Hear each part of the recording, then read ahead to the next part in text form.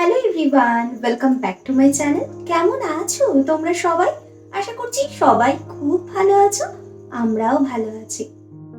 আজকে সারাটা দিন প্রচুর কাজের প্রেশার ছিল, যে কারণে আজকে আমি ভিডিও রেডি করে উঠতে পারিনি তোমাদের জন্য। তো খুবই দুঃখের সাথে জানাচ্ছি যে আজকে কোনো ডেলি ব্লগ তোমাদের জন্য নিয়ে আসতে পারিনি। কিন্তু একদমই মন খারাপ করো না, কালকে কিন্তু খুব তাড়াতাড়ি মানে দুপুরের মধ্যে ব্লগ পোস্ট হয়ে যাবে, কেমন? আর জানো তো কালকের ব্লগটা না খুব সুন্দর হতে চলেছে। যাই হোক, চলো এখন রান্নাঘরে এসেছি আমাদের দুজনার জন্য একটু কফি বানাতে। কফিটা বানিয়ে তারপরে গিয়ে এখন আবার একটুখানি বড় কাজে সাহায্য করব, তারপরে আবার আমার ভিডিও এডিটের কাজ নিয়ে বসবো। চলো তাহলে তাড়াতাড়ি করে কফিটা বানিয়ে নিই, আর কফিটা বানাতে বানাতে আর একটুখানি গল্প করে নিই। মাঝে মাঝে এক একটা দিন এমন ব্যস্ততার মধ্যে দিয়ে যায়, সে আর বলে বোঝাতে পারবো না তোমাদেরকে, জানো।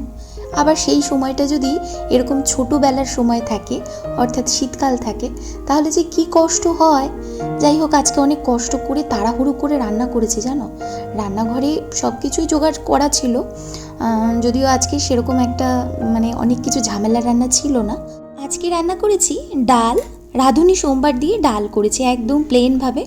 আর করেছি শিম দিয়ে, কুমড়ো দিয়ে আর পেঁয়াজকলি দিয়ে ভাজা। আজকে এটা প্রথম করলাম, তো দেখলাম বেশ ভালোই খেতে হয়েছে, জানো।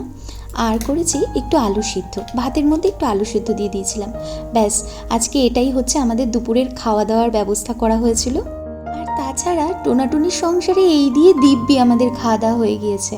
যাই হোক, এখন কফিটা বানাচ্ছি।